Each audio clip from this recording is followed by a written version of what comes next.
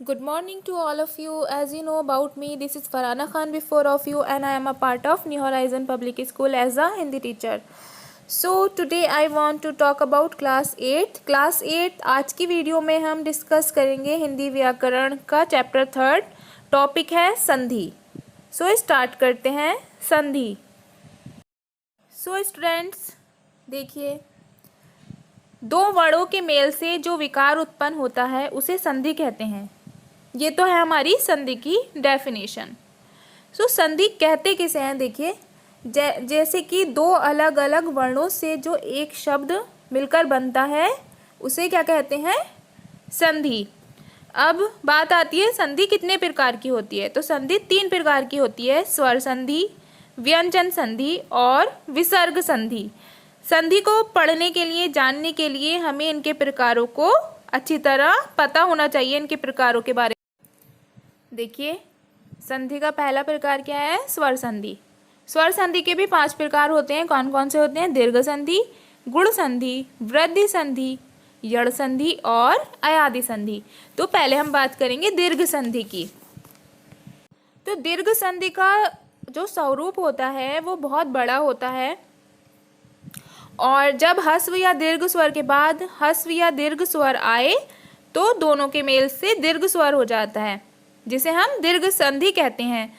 मैं ह्रस्व स्वर और दीर्घ स्वर के बारे में आप लोगों को पहले वीडियो में बता चुकी हूँ. पहले चैप्टर में हम बता चुके हैं.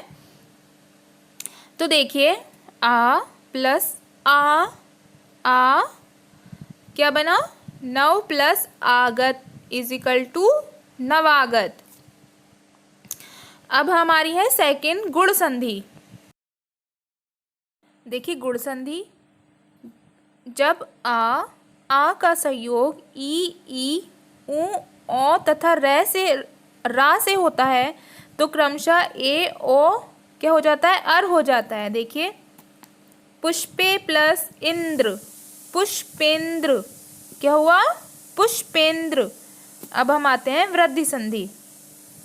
देखिए, जब आ ए हो जाता है और ए होता है तो क्या कहलाती है? हमारी वृद्धि संधि. देखिए, सदा प्लस एव, सदैव. अब है यड़ संधि.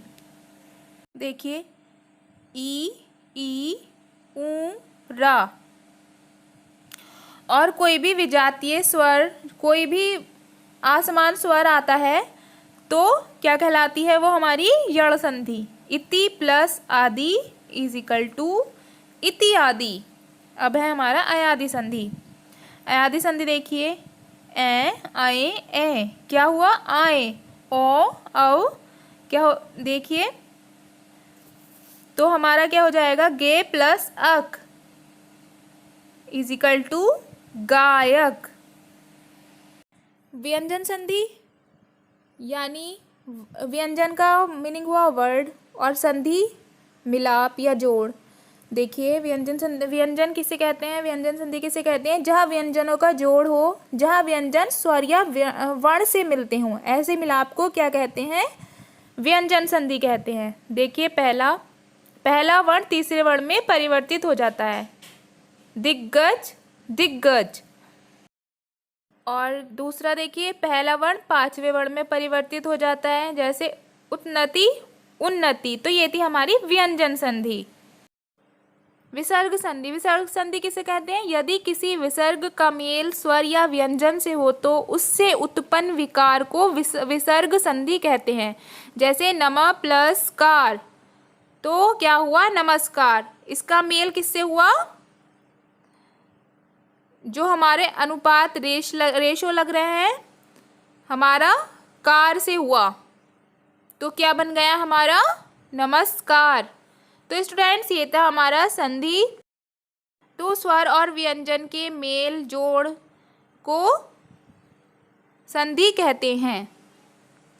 और आप लोगों का होमवर्क है, आप लोगों को स्वर संधि के प्रकार याद करने हैं. Thank you.